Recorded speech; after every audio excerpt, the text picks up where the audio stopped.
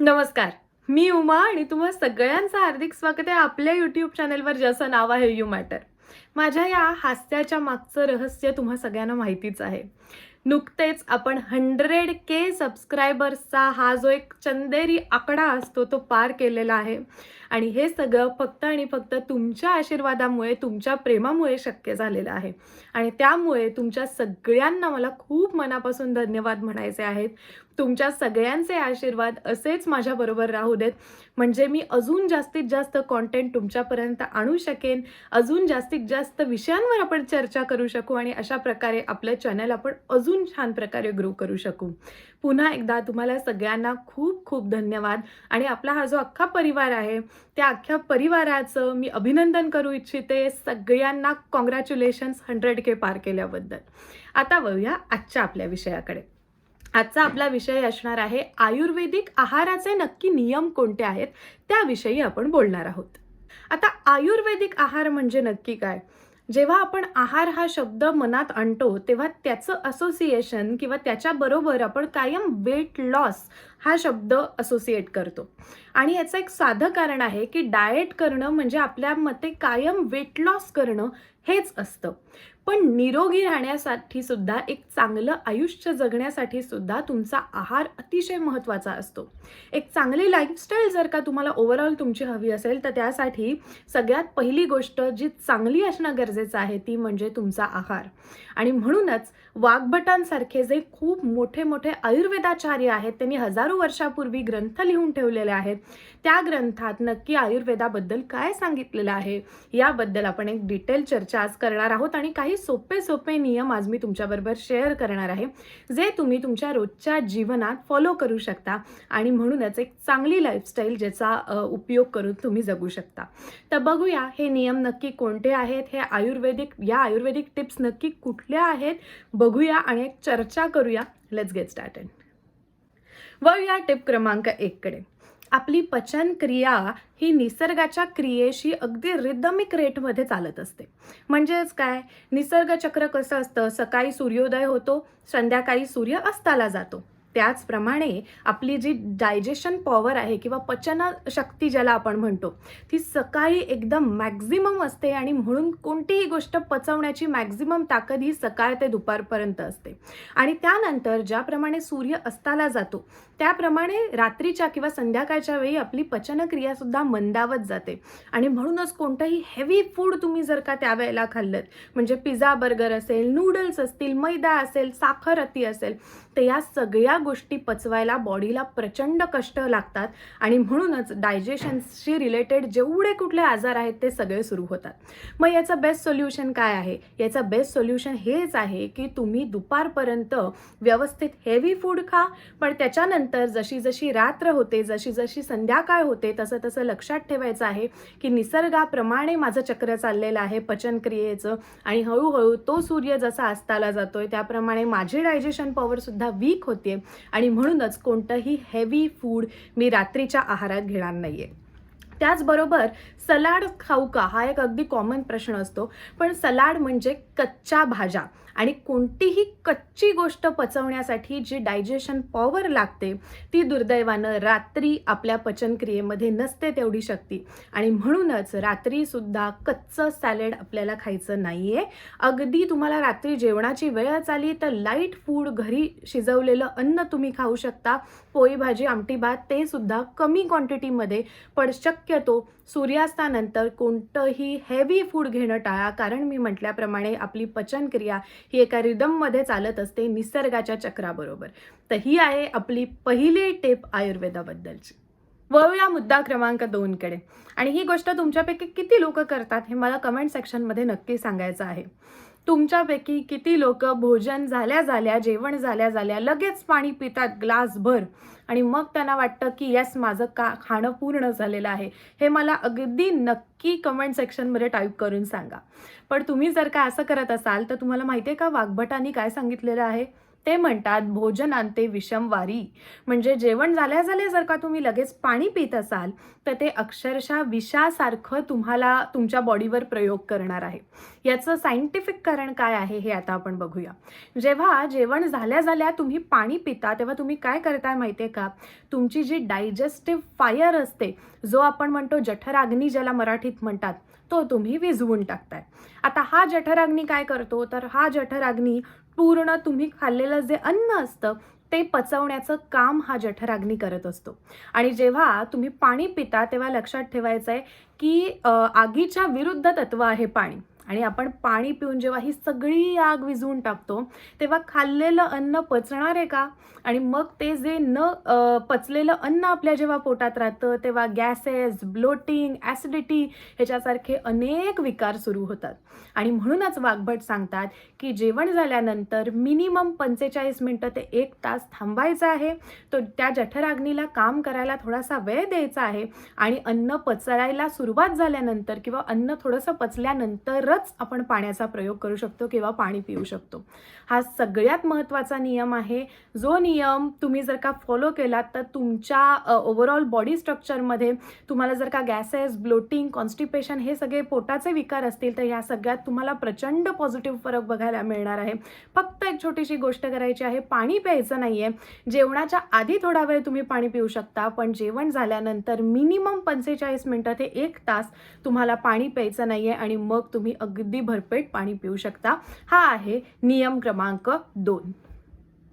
वळूया मुद्दा क्रमांक 3 कडे. आणि या मुद्द्यामध्ये मी तुम्हाला एक अतिशय दैवी अशा चूर्णाबद्दल माहिती देणार आहे. आणि ते चूर्ण म्हणजे त्रिफळा चूर्ण. या चूर्णाचं सेवन मी स्वतः गेला महिनाभर करते आणि माझ्या तब्येतीमध्ये खूप फरक मी या चूर्णामुळे बघितलेले आहेत. आता त्रिफळा चूर्ण म्हणजे काय? त्रिफळा चूर्ण म्हणजे 3 फळांचं चूर्ण. आता ही 3 फळं कोणती? तर आवळा, हरडा आणि बेहडा अशा या 3 फळांचं एकत्रीकरण करून जेव्हा त्याचं चूर्ण केलं जातं त्याला त्रिफळा चूर्ण म्हणतात. आता याचे नक्की फायदे काय आहेत? सगळ्यात पहिला फायदा आहे की तुमचं वजन कमी करण्याची ताकद या त्रिफळा चूर्णामध्ये असते. दुसरा फायदा हा आहे की तुमच्या त्वचेची आणि तुमच्या केसांची काळजी किंवा निगा राखण्याचं काम हे त्रिफळा चूर्ण करतं. तिसरा महत्त्वाचा आणि खूप उपयोगी असा फायदा आहे तो म्हणजे तुम्हाला जर का कॉन्स्टिपेशनचा त्रास असेल तर त्या त्रासावर अगदी जालिम उपाय म्हणून त्रिफळा चूर्ण तुम्ही त्याचं सेवन करू शकता. आणि चौथी गोष्ट म्हणजे तुमच्या पोटात ज्या काही टॉक्झिन्स साचलेले असतील, जी काही घाण साचलेली असेल, जमा झालेली असेल खूप काळापासून, त्याला फ्लश आउट करण्याचं काम सुद्धा त्रिफळा चूर्ण करतं.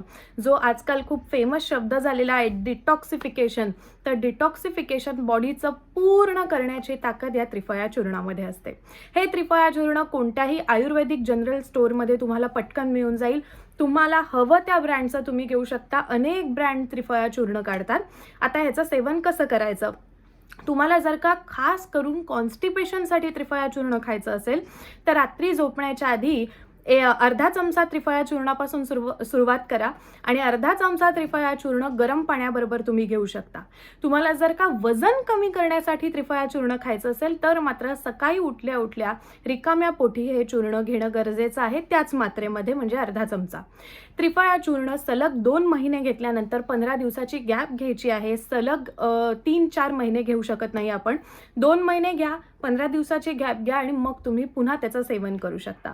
असं हे त्रिफळा चूर्ण अक्षरशः अमृता समान आहे आणि ते लवकरात लवकर तुमच्या डाएटमध्ये आणा आणि तुम्ही सुद्धा तुमच्या ओव्हरऑल हेल्थमध्ये नक्कीच खूप फरक बघणार आहात. तुम्ही यापैकी आहात का मला नक्की सांगा. सकाळचा नाश्ता झाल्यानंतर बाहेर पडण्याच्या आधी तुम्हाला एक मोठा दुधाचा कप पिऊन मग बाहेर पडण्याची सवय आहे का? किंवा रात्री झोपण्याच्या आधी तुम्ही एक मोठा ताकाचा ग्लास मस्तपैकी जेवण झाल्यावर पिऊन झोपता का? हे जर का तुम्ही करत असाल तर ते अतिशय चुकीचं आहे. याचं साधं कारण म्हणजे सकाळच्या वेळेला दूध पचवण्यासाठी जे डायजेस्टिव्ह ज्युसेस लागतात ते आपल्या पोटात नसतातच. मग सकाळच्या वेळेला काय पचवलं जातं? तर कोणत्याही फळांचा रस किंवा ज्युसेस हे सकाळी आपण पचवू शकतो. आणि रात्रीच्या वेळेला जर का तुम्ही ताक पित असाल तर लक्षात ठेवा, ताक पचवण्यासाठी जे डायजेस्टिव्ह ज्युसेस, जे काय म्हणतो जठरामधली जी केमिकल्स लागतात ती त्यावेळेला प्रेझेंट नसतात किंवा त्यावेळेला आपल्या पोटामध्ये नसतात. आणि म्हणूनच ताक जर का तुम्ही रात्री पित असाल तर तुम्हाला सर्दी खोकल्याचा अगदी हमखास त्रास होणार आहे. आणि जर का तुम्ही सकाळच्या वेळेला दूध पित असाल तर तुम्हाला दिवसभर असं ब्लोटेड फील होणार आहे, हेवी वाटणार आहे. त्यामुळे ही गोष्ट करायची नाही आहे. मग काय करायचं आहे, सकाळच्या वेळेला तुम्ही मस्तपैकी फळांचा रस पिऊ शकता. दुपारच्या जेवणानंतर ताक किंवा मठ्ठा तुम्ही पिऊ शकता. आणि रात्री झोपण्याच्या आधी हळद घालून दूध तुम्ही पिऊ शकता. ह्या गोष्टी याच वेळेला पचवण्याची ताकद आपल्या पोटामध्ये असते. आणि म्हणूनच त्याची टायमिंग स्विच करू नका. टायमिंग जर का तुम्ही स्विच केलीत तर तुम्हाला लगेच तुमच्या तब्येतीवर त्याचा परिणाम झालेला दिसणार आहे. त्यामुळे यापुढे नक्की लक्षात ठेवा. जर का तुमच्या मुलांना तुम्ही शाळेत जाताना दूध पिऊन पाठवत असाल तरीसुद्धा त्यांना सारखी झोप येणार आहे, त्यांना जडपणा वाटणार आहे. आणि म्हणूनच ती सवय हळूहळू काढून टाका. सकाळच्या वेळेला फळं, दुपारच्या वेळेला तुम्ही ताक मठ्ठा पिऊ शकता आणि रात्रीच्या वेळेला कंपल्सरी दूध. आणि हीच टायमिंग ठेवायची आहे त्या तिन्ही गोष्टींचं सेवन करण्यासाठी.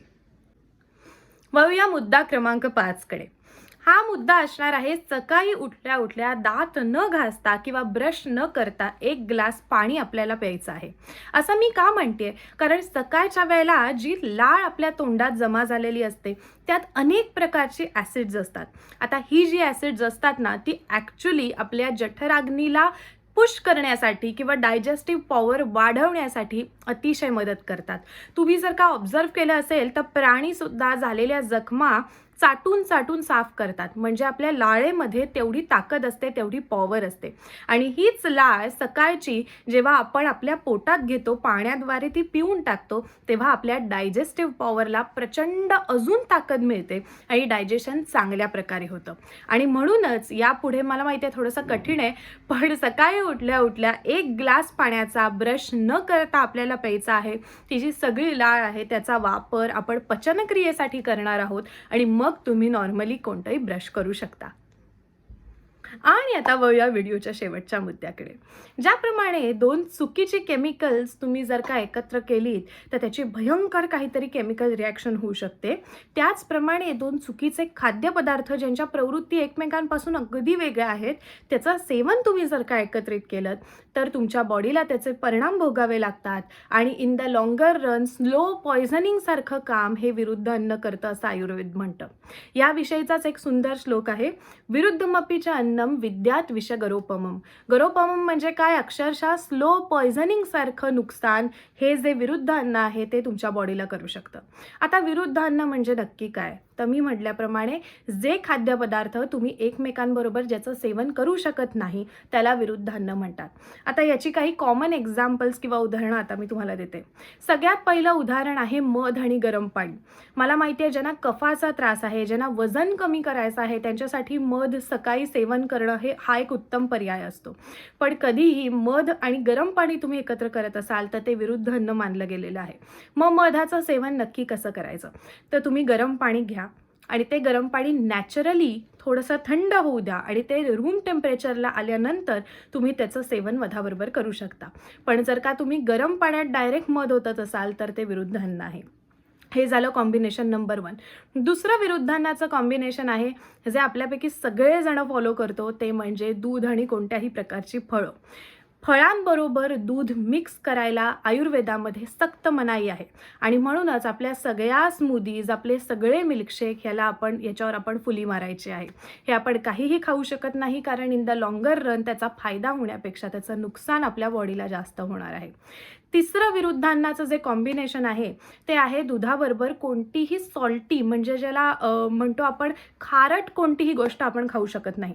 आणि म्हणूनच चहाबरोबर जर का तुम्हाला एखादं खारट बिस्किट खाण्याची सवय असेल, जिरा बिस्किट खाण्याची सवय असेल, खाकरा खाण्याची सवय असेल तर हे विरुद्ध अन्न मानलं गेलेलं आहे. तुम्ही या 2 गोष्टी कधीच मिक्स करू शकत नाही. आणि त्याच्यानंतर चौथी जी गोष्ट आहे ती म्हणजे दह्याबरोबर उडदाची जी डाळ असते ती आपण कधीही मिक्स करायची नाही आहे.